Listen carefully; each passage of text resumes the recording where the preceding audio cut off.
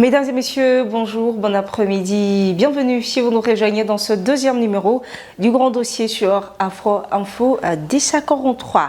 Et à la bonne nouvelle sur toutes les lignes de front, les forces armées de la République démocratique du Congo aux côtés de jeunes résistants Wazalendo ont pris les contrôles de la base avancée des terroristes AM23.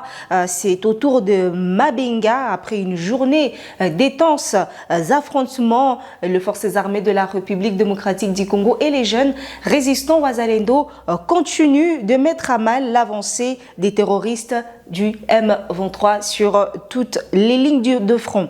Du côté des lignes de front de Vichumbi, les terroristes du M23 ont pris la fuite pour embarquer dans des pirogues et se diriger vers Kamandi, étant donné que l'armée congolaise aux côtés de jeunes résistants Wazalendo ont manifesté une résistance à Kanyabayonga. D'autres éléments de l'ennemi se sont retrouvés coincés entre Matanda et Mirangi.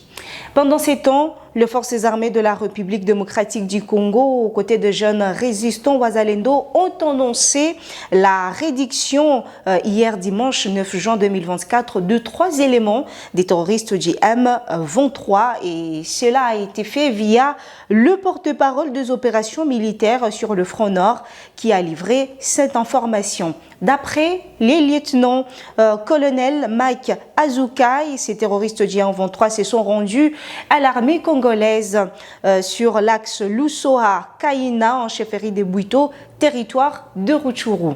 3 combattants M23 s'était aussi rendu avec 3 armes AK-47 aux forces armées de la République démocratique du Congo, a fait savoir le lieutenant-colonel Mac Azukai. A noter que cette réduction est la conséquence de la pression militaire qu'exercent les forces armées de la République démocratique du Congo et les jeunes résistants Wazalendo sur les terroristes du M23 dans cette partie du Nord Kivu. Et toujours dans ce même chapitre, le gouvernement de la République démocratique du Congo condamne avec la toute dernière énergie l'incursion des éléments des terroristes ADF à Beni dans la province du Nord Kivu ayant occasionné la mort de 41 personnes. À travers un communiqué publié ce lundi 10 juin 2024, l'exécutif national exprime sa compassion aux familles de victimes et promet de poursuivre les opérations des traques de tous les ennemis de la paix sur toute l'étendue de la République démocratique du Congo. Le gouvernement de la République a ainsi présenté ses condoléances aux familles de victimes de ces actes inhumains. Il exprime toute sa compassion aux blessés et leur assure sa détermination à poursuivre sans relâche les opérations des traques de ces terroristes, lesquelles ont permis de neutraliser plusieurs d'entre eux et de libérer un bon nombre d'otages civils, peut-on lire dans ces documents. D'un autre côté, le gouvernement rassure qu'il va accompagner les familles de victimes dans le processus d'inhumation de mort avec une prise en charge de blessés dans les structures de santé adéquate. Les bilans fournis par le gouvernement est de loin inférieur à plusieurs autres rapportés par les sources locales ainsi que les chefs locaux. Il faut rappeler que les attaques ont débuté quelques jours auparavant et n'ont pas touché que les 2 entités citées par le gouvernement congolais. D'un autre côté, les décomptes faits par nos confrères d'actualité.cd qui a contacté plusieurs sources dans la région fait état de plus de 80 personnes tuées dans différentes attaques dans plusieurs villages du groupement Baswaha-Madiwi. Et toujours parlant de la sécurité, la société civile de la commune de Mangina, dans les territoires de Beni, a dénoncé hier dimanche 9 juin la complicité de certains membres de la communauté locale avec le rebelle ADF. Au cours d'un échange d'hier dimanche 9 juin à Beni, son président Kakule Muongozi Vunyati a indiqué que cette complicité et la collaboration avec le les forces armées de la République démocratique du Congo sont à la base de la recrudescence des attaques des ADF contre les civils dans les territoires du Nord Kivu. Kakule Muongozi Vunyati a ainsi appelé la population à se désolidariser de ce rebelle et à collaborer avec les forces armées de la République démocratique du Congo.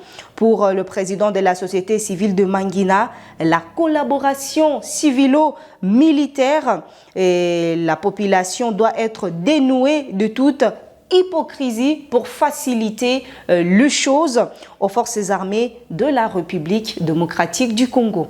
Et avant de finir ce deuxième numéro du grand dossier, parlons de la politique, direction la capitale congolaise. Les élections du bureau définitif de l'Assemblée nationale a figuré parmi les matières abordées par la synergie de missions d'observation citoyenne des élections en RDC dans son rapport global d'activité du mois de mai présenté à la presse à Kinshasa, capitale de la République démocratique du Congo. D'après son coordonnateur Luc Lutella, ces élections ont engendré de vives tensions au sein de la majorité parlementaire, mais aussi ont démontré le non-respect du cadre légal relatif aux élections démocratiques. Pour cette organisation de la société civile, l'élection du bureau définitif de l'Assemblée nationale aurait dû être la démonstration du processus démocratique en termes de respect du cadre légal relatif et aux élections démocratiques. Après plusieurs semaines d'attente, le bureau définitif de l'Assemblée nationale a été installé le mercredi 22 mai 2024. Ces bureaux, dirigés par Vital Kamerhe, secondés par Jean-Claude Chilumbayi et du deuxième vice-président Christophe Mbosson-Kodiampanga. Le poste de rapporteur a été confié à Jacques Njoli, alors que le poste de rapporteur adjoint est occupé par Dominique Munongo, un membre de l'opposition. Et c'est par ici que nous mettons en terme à ce deuxième numéro du Grand Dossier. N'oubliez pas de liker ce petit geste qui va nous faire du bien. Abonnez-vous si vous êtes nouveau ou nouvelle à la chaîne. Et surtout, n'oubliez pas d'activer la petite cloche de notification. D'ici là, portez-vous bien. On se retrouve prochainement pour un nouveau numéro du Grand Dossier. Bienvenue parmi les membres d'Afro Info DSA 43 où votre soutien est non seulement apprécié mais crucial pour notre mission. Je voulais simplement vous informer que notre page de partenariat est active. Merci à tous nos téléspectateurs car grâce à votre soutien, nous améliorons la qualité de notre travail. Chers patrons d'Afro Info DSA 43, rejoignez notre page de partenariat.